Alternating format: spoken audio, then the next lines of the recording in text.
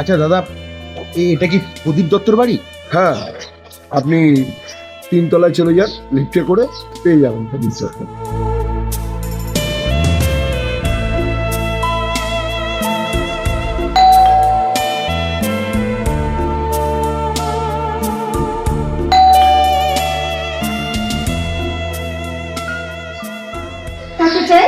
এটা কি প্রদীপ, মানে প্রদীপ দত্তর বাড়ি?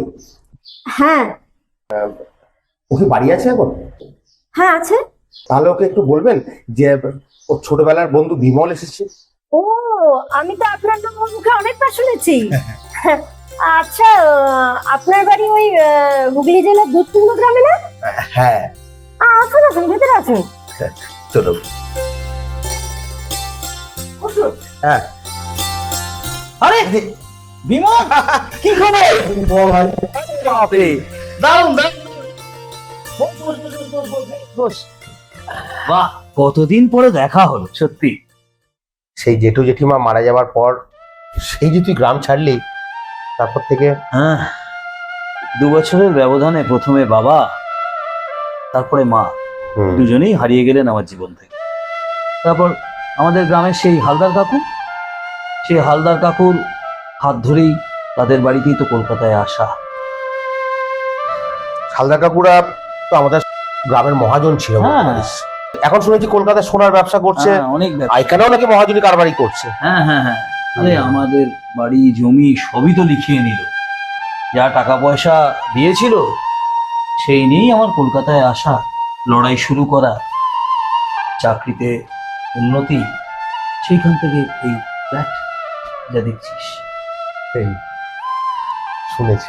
ও হ্যাঁ, পরিচয় করাইনি, আমার স্ত্রী রমলা। বুঝেছি। ও কিন্তু দূর দ্বীপবাসিনী, মানে? বুঝলি না তাই তো? হ্যাঁ। দূর দ্বীপবাসিনী, চিনি তোমারে চিনি, দারু চিনির দেশে তুমি বিদেশিনী গো, সুমন্দ ভাসিনী, দূর দ্বীপবাসিনী। তোর গানের গলাটা কিন্তু সেই আগের মতনই আছে। বলছিস? কিন্তু ভাই মানেটা ঠিক বুঝলাম বোঝা গেল না। না। বলো। আমি ত্রিপুরা, দেশভাগে বলি হওয়া হিন্দু পরিবারের এক মেয়ে। আচ্ছা আচ্ছা আচ্ছা আচ্ছা আচ্ছা, বোঝা গেল? হ্যাঁ এইবার বুঝতে পেরেছি। যা, আচ্ছা, আপনারা গল্প করুন, আমি আপনাদের জন্য চা আর কিছু খাবার নিয়ে আসি। হ্যাঁ? বাহ, বেস্ট। এই তোমার ডাক্তার আসবে কিন্তু। কেন, কি হয়েছে রে? কিছু না কিছু না, আমি বাবা আর উনি মা হতে চলেছে। ও আচ্ছা আচ্ছা আচ্ছা আচ্ছা। আর তারপর কি খবর এতদিন পর? আমার এই ডেরার খবর পেলি কি করে? আর কাকু কাকিমা কেমন আছেন? বাবা মা আর বেঁচে নেই রে, অনেকদিন হলো আমাদের ছেড়ে চলে গেছে। হ্যাঁ, ঠিকই, কাকিমা আর বেঁচে নেই?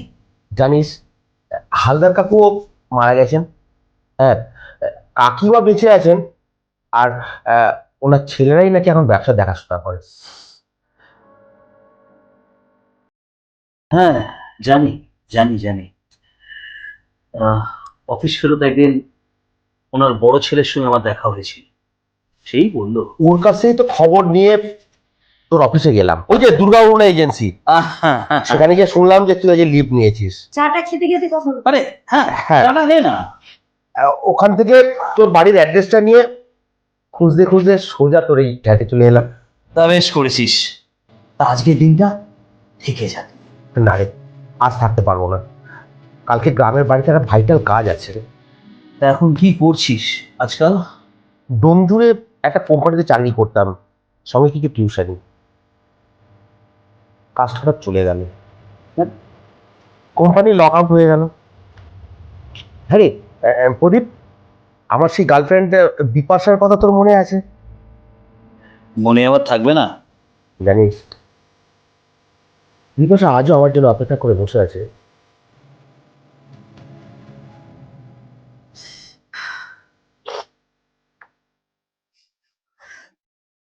আমি তোর অফিসে যখন গিয়েছিলাম দেখলাম তোর খুব ভালো পজিশন। ভাই ভাই দে না আমার একটা চাকরি জোগাড় করে। একটা চাকরি খুব দরকার রে ভাই। আচ্ছা আচ্ছা আচ্ছা, দাঁড়া দাঁড়া দাঁড়া, দেখছি দেখছি, বেশ দেখছি আমি, দেখছি। খুব ভালো হয় এত তাহলে। টেনশন করিস না, দেখছি দেখছি। তুই না এটা এটা রাগ, কি আমি এটার কথা বলিনি ভাই। এটা রাগ, এটা রাগ। আমি তো বলছি রাগ, মানে রাগ। ঠিক আছে ভাই, আমি তাহলে আজ উঠি। বেশ, আয়। কিন্তু যোগাযোগটা রাখিস, আবার ডুমুরের ফুলে হারিয়ে যাস না। নিশ্চয়ই ভাই, নিশ্চয়ই। যোগাযোগ তুই- রাখিস। তুই আমার একটা কাজের ব্যবস্থা করে দিস। বললাম তো দেখবো, দেখছি, নিশ্চয়ই দেখবো। আসি তাহলে আমি। হ্যাঁ হ্যাঁ, আসি। সাবধানে যাস। প্রদীপ, বলো আমার একটা কথা বলার আছে। বলো, শুনছি। আচ্ছা, আমাদের কি টাকার গাছ হয়েছে নাকি টাকার গাছ পোতা আছে? এমন করে কেন বলছো? না, মার্কেটের যা অবস্থা, আমাদের সামনে কত খরচা বলো তো। জানি। নতুন অতিথি আসছে, তার এত খরচা, তার মধ্যে ফ্ল্যাটের ইএমআই আছে। কেন করলাম বলো তো? আবার আসিব ফিরে ধানসিঁড়িটির তীরে এই বাংলায়। গান আসছে তোমার? তা বলে নিজের ছোটবেলার বন্ধুকে সাহায্য করব না? কিন্তু নিজেদের কথাও তো ভাবতে হবে। আমি কি তাই বলেছি? নিশ্চয়ই। তবে কি জানো রমলা, কি করে ভুলি বলো তো বিমলের কথা, সেই ছোটবেলার দিনগুলো কি করে ভুলবো বলতে পারো? সেই ছোট্ট থেকে একসাথে বড় হয়ে ওঠা, আমরা জুটি ছিলাম, জুড়ি ছিলাম, গ্রামের সব লোক জানতো আর মানতো। জানো, যখন ছোটবেলাতে আমার বাড়িতে রান্না হতো না, খাওয়া হতো না, বাবার তো সামান্য চাষবাস করি নিজে চালাতেন, আমাদেরও খাওয়াতেন। সেই সময় টিফিনের টাইমে এই বিমল নিজের খাবারটাও আমাকে খাইয়ে দিত। আমার সাইকেল যখন খারাপ থাকতো, স্কুলে যেতে পারতাম না, এই বিমল নিজের সাইকেলের পিঠে চড়িয়ে আমার স্কুলে নিয়ে যেত। ভুলি কি করে? তারপর যখন আমার বাড়িতে আমার বাবা মা অসুস্থ হতো, এই বিমলের পরিবার এসে তাদের সেবা যত্ন করত। তার বাবা মা সারাক্ষণ, সারা দিন, সারা রাত আমার বাড়িতে বসে বাবা মায়ের সেবা, আমাকে দেখাশুনো করা সব করেছেন তারা। কি করে ভুলবো বলতে পারো? যেদিন মা চলে গেল, সারা জীবনের মতো সেদিন এই বিমল আস্তে আস্তে পিঠে হাত রেখে একটা কথা বলেছি, মা তো কারো চিরকাল থাকে না রে, মা কখনো কারো চিরকাল থাকে না, আমি আছি তোর পাশে, তোর সাথে, এত চিন্তা করিস না। কি করে ভুলবো সেই আশ্বাস? কি করে ভুলবো সেই ভালোবাসা, সেই আত্মীয়তা? তোমারও যদি এরকম কোনো বন্ধু থাকে না, তুমিও দাঁড়িয়েও তাদের পাশে। এরকম কোনো বন্ধুর পাশে দাঁড়ানো জীবনের একটা মহৎ মহৎ কাজ। ঠিকই বলেছো প্রদীপ। এতে যদি তোমার কখনো আমার সাহায্য লাগে, বলো, আমিও থাকবো তোমার পাশে। আর আপনাদেরও সবাইকে বলছি, যদি আপনাদেরও এরকম কোনো বন্ধু থাকে আপনাদের জীবনে, তার সঙ্গ কখনো ছাড়বেন না।